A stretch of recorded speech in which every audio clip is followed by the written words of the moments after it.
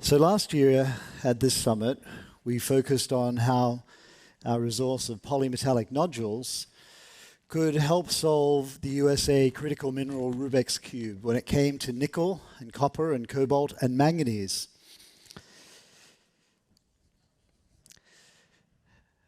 This year we're going to focus on nickel, primarily because it's become a bit of a problem child, and we think it's special and deserves a bit of a review by US policymakers.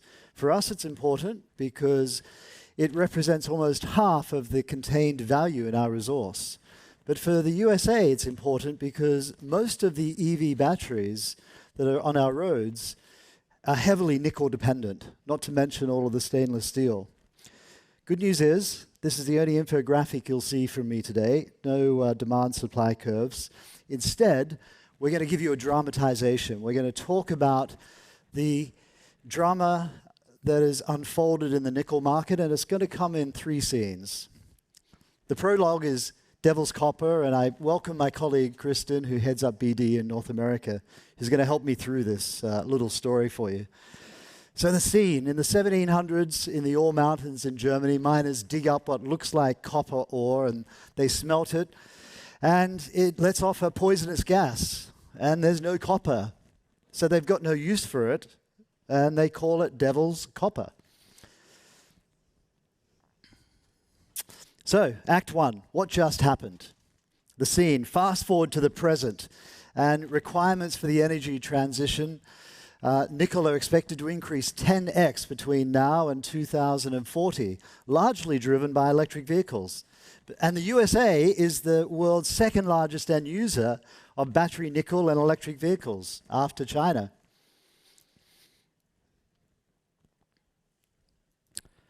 US. The energy transition sure needs a lot of nickel, but I don't have much. Canada, Australia. Don't worry about it. We've got you. Great. Thank you, allies and friends.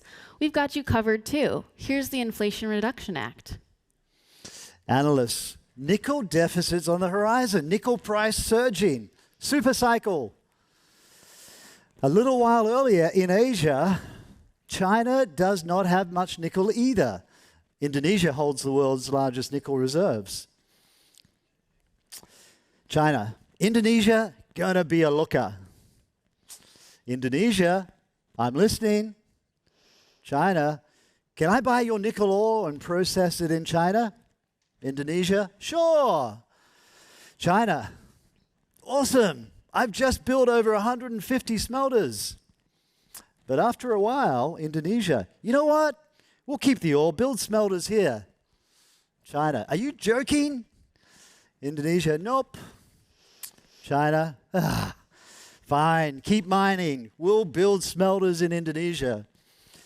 So, 250 smelters, 4 HPALs are built in Indonesia. Indonesia almost triples nickel production in 3 years, now accounts for 55% of global supply.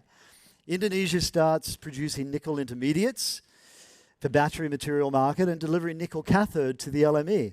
Nickel prices fall by 50% in 2023. Analysts, what just happened? Australia, Canada. At these prices, our miners can't make money. Western miners, Sino-Indonesian nickel is dirty. Our nickel is clean. OEMs should pay a green premium. OEMs, seriously? We need cheap nickel. We need to drive EV prices down. Western miners, hey governments, can you step in? Australia, here's a little royalty reduction thingy. EU, well, from 2026, that carbon penalty should help you a little. Well, maybe. Analysts, Indonesia is killing Western supply. US. Hang on. So where am I going to get my nickel from now? Australia, Canada. Okay, Act 2, the scramble. The scene, nickel miners in Australia, New Caledonia, Brazil, Colombia announce closures, write-offs, sales. And the world's distant number 2 nickel miner, the Philippines, mines 11% global supply in 2023. Exports most of it to China, but relations between the two countries are strained due to border disputes in the South China Sea. U.S. Hey, Philippines, you've got good nickel reserves. Would you be my Indonesia? Philippines. Sure. Will you be my China? Invest in smelters and HPALs? U.S. You mean spend billions of dollars like China with no guarantee on returns? That's what it takes. Let me talk to my private sector. U.S. resource investors. At current nickel prices, not a chance. U.S. So what nickel projects are actually viable at these prices? Is anybody left? TMC. Polymetallic nodule projects are still viable. U.S. You mean those seafloor rocks somewhere between Mexico and Hawaii? How much nickel do you have? TMC. Enough to electrify the entire U.S. car fleet, plus cobalt, copper, and all the manganese you'll ever need. U.S. So can you process them in the U.S.?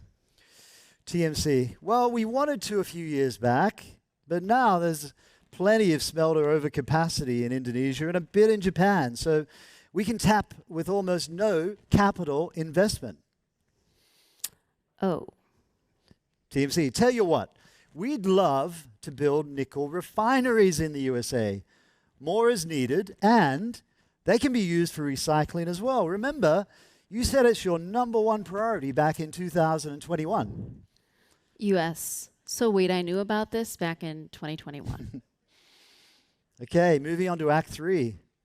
Never again?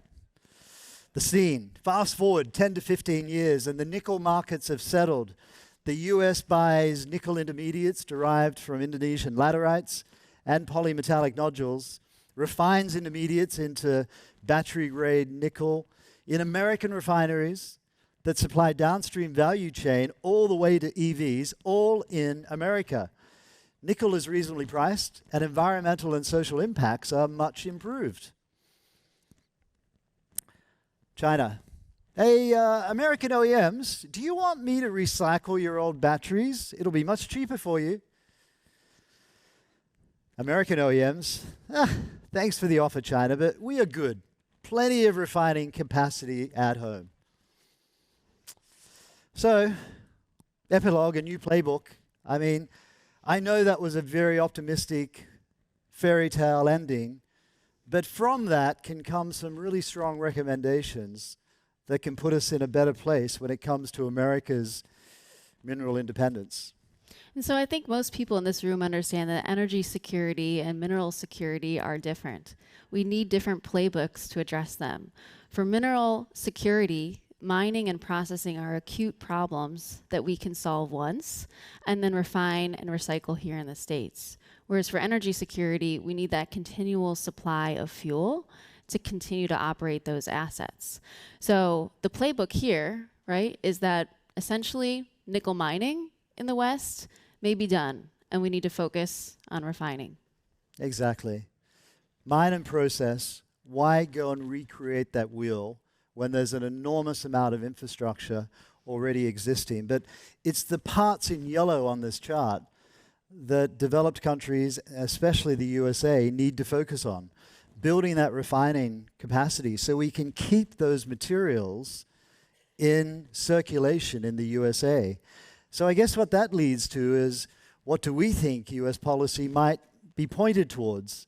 Well, the first thing would be to make all polymetallic material, polymetallic nodules from the deep ocean, processed by friendlies to be IRA compliant. Then, let's focus on where the overcapacity is. Let's make sure that Indonesian intermediate product, that matte material, comes to the USA for further value add. That's a real and immediate opportunity on how America can build its mineral independence. And that's the end of our story today.